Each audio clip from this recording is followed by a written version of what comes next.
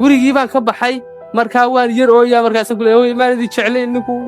anigu igu dari baaskiil baad iga qaatay anigu igu daray adhow ma markaa waxay tiri no way guriga ka baxa dad baaskiilka soo qaadan weydo ma soo gelaysid guriga waan baxay markaasaan isla yar hadloon idhi okay halkan ciyaartu taagantay maxaad samaynaysaa muciida baad u tagtaa tiraa hooyayga sasab mayane ma intaad raganimo iska yar baadhbaadhaad tiraahaa nin baaskiilkaygaan waan u qalmaa waanan helaya waana soo qaadanaya mar keliyaan isla hadlay waxaan idhi I have to fight for what I want waan baxay ninkii baaskiilkayga qaato rag uu ka adagii ay dhex joogaan u tegey den markaasuu guri baaskiilkayga isii markaasuu yidhi war adaan ku cuni baaskiil baan ka haystahay adigaan hadda ku cuni markaasaan idhi maanaadii cuni haa goor aan ninkii galay sidii gurigaba waan garan waayey waan qaaday dhulkaan ku sii daayey waan qaaday waan sii daayey waan qaaday waan ku sii daayey waan ku dul fadhiistay markii dambe I remember anoo ku dul fadhiyaan ooyi because waxaan ka cabsi qabay markuu soo kaco inuu ay qabsan malo you understand I was afraid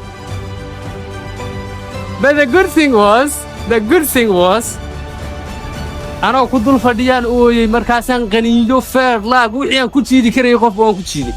uuna iga hooseeyaa ninkii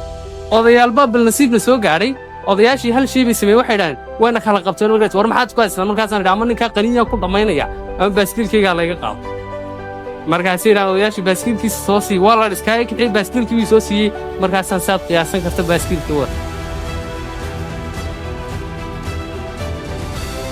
hooyadii baan ugu yimid markaanu baaskiilka ku laafiyanaya and you know what she said that's my man saasaa loo noolaadaa you've got to fight for what you want that story noloshayda waxay ka beddeshay that was the greatest lesson aan hooyadii ka dhaxlay waxay develop garay resilience adkaysi iyo mayal adayg hadday wax khaldamaan oo duruufuhu iga hor imaadaan oo nolosha iyo dadku iga adkaadaan inaanan istaagin oonan aqbalin duruufta laakiin inaan u dagaalamo oon joogo oo intaan lugaha aasto waxaan doonayo gowsaha caqabadaha iyo duruufaha kala soo dhex baxo that's what I've learned sababtaas ahayd markaa sababta anigii saamaxday inaan duruufaha iyo waxa aan dhex marayay u adkaysto oo maskax saxan u helo intaa waxaa dheereed intaa aabbahay ku daray isaguna laakiin wakhtigaa gaaban waan kookooya intaa kadib markaan duruufihan ku noolaa arkay